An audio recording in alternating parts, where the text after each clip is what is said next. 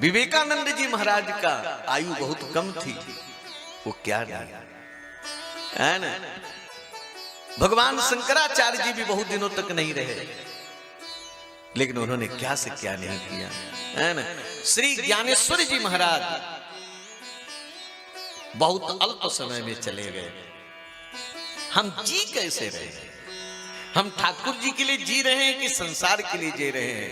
भगवान की सेवा के लिए जी रहे हैं कि हम भोग के लिए जी रहे हैं? इस पर हमको विचार करना है, इस पर हमको सोचना है। और कल्याण तो महाराज एक दिन में हो जाता है। कल्याण करने वाले तो 2 मुहूर्त में। श्री सुखदेव जी ने कहा कि परीक्षित तुमको तो 7 दिन मिला है, बहुत बड़ा मिला है। अयोध्या के राजा महाराज खटवांग को केवल 2 मुहूर्त मिला था। 2 मुहूर्त जानते हैं सियाराम? 2 मुहूर्त केवल 48 मिनट, 48 मिनट केवल मिला था। खटवांग जी से देवताओं ने कहा कि वरदान मांग लो। खटवांग जी ने कहा कि पहले मेरी आयु बताओ। ये खटवांग जी राम जी के पूर्वज हैं। खटवांग के दीर्घबाहु, दीर्घबाहु के रघु, रघु के अज, अज के महाराज दशरथ हैं। तो खटवांग जी राम जी के पूर्वज। खटवांग जी बहुत बड़े प्रतापी, बहुत बड़े महापुरुष थे।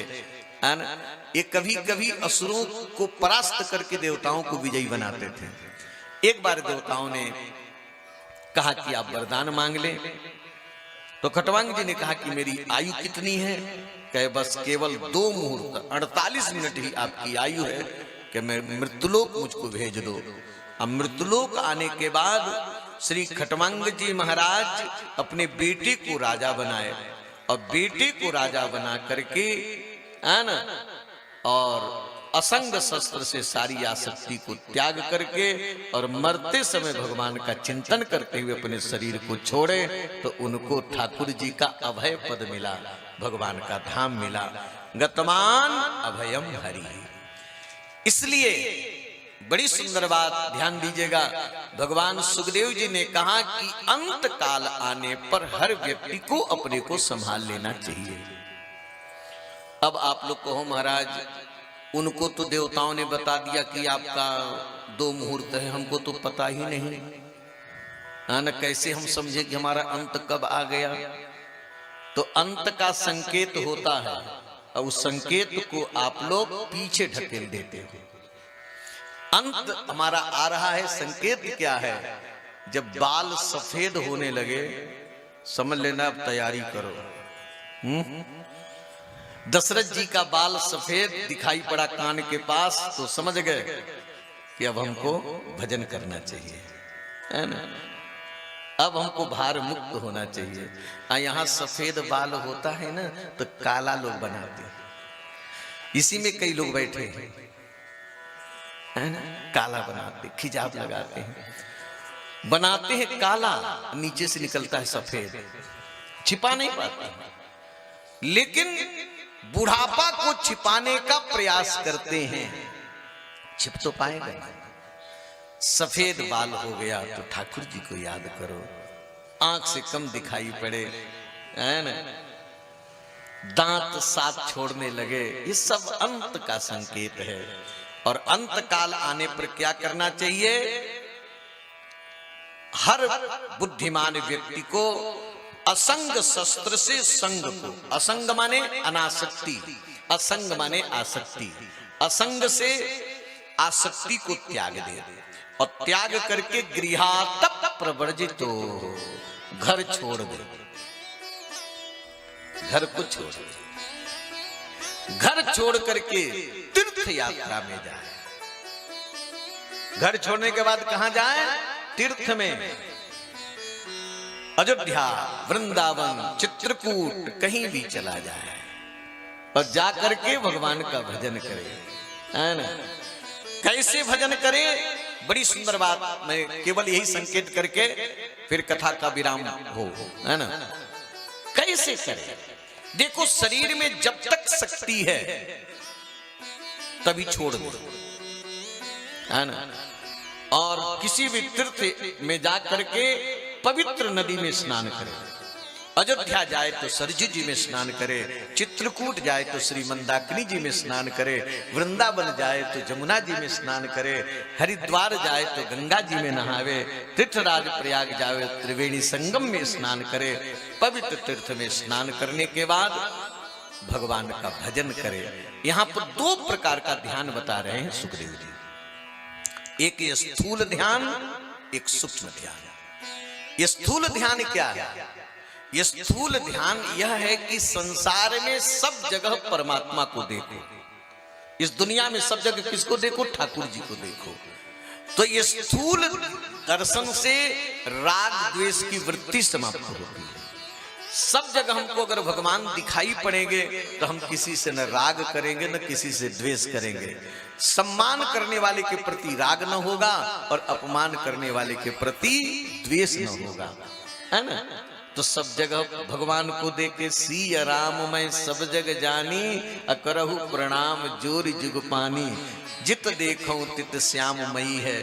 इस दुनिया में सब जगह पाताल भगवान का पादमूल है, रसातल भगवान का प्रपद है, आना ये जो वृक्ष है भगवान के रोए हैं, ब्राह्मण भगवान का मुख है, ब्राह्मण भगवान का मुख है, क्षत्रिय भगवान की भुजा है, वैश्य भगवान के उदर प्रांत है और चतुर्वर्ग के लोग भगवान के चरण हैं।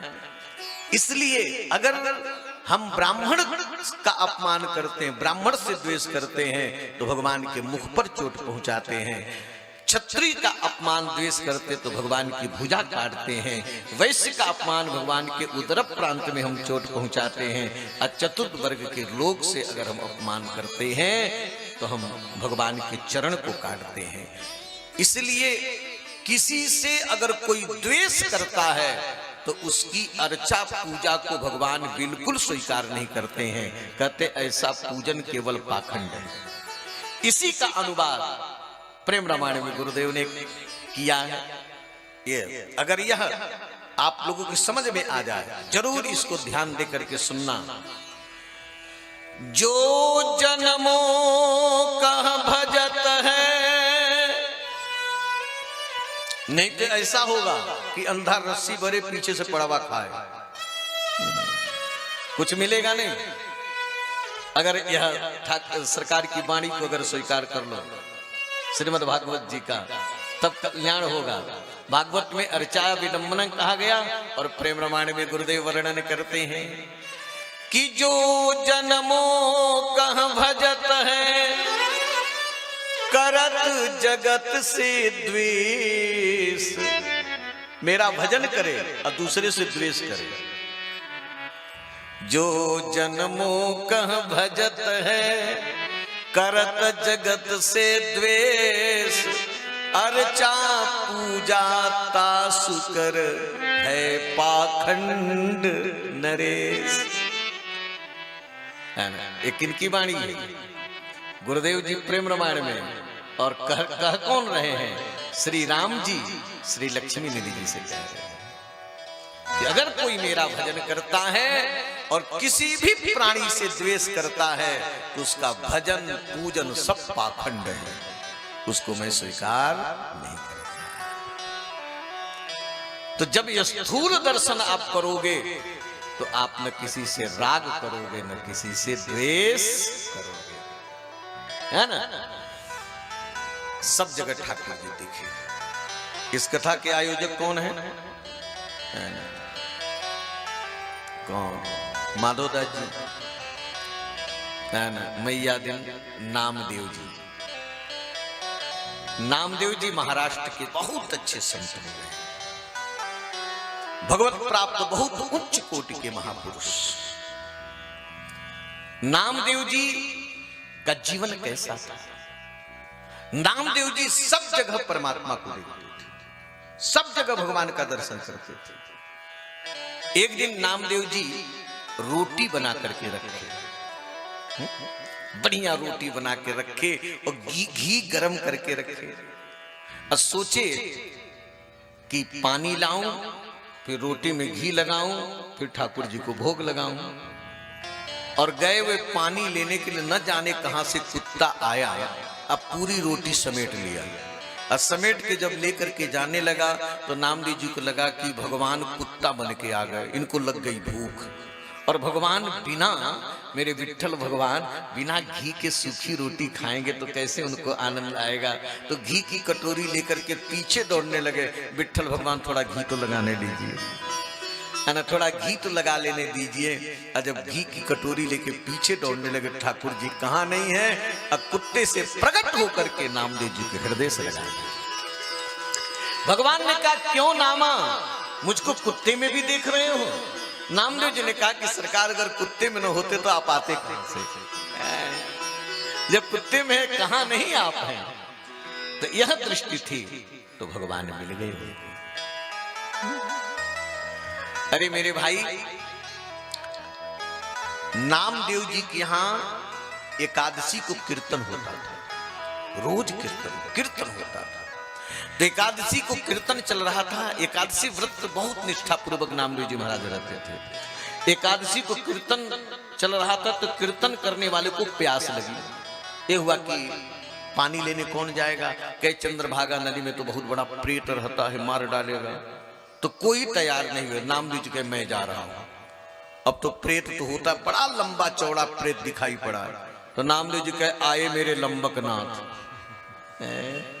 कितने लंबे बन करके, लंबे लंबे हाथ, लंबे लंबे पांव, आए मेरे लंबक नाथ।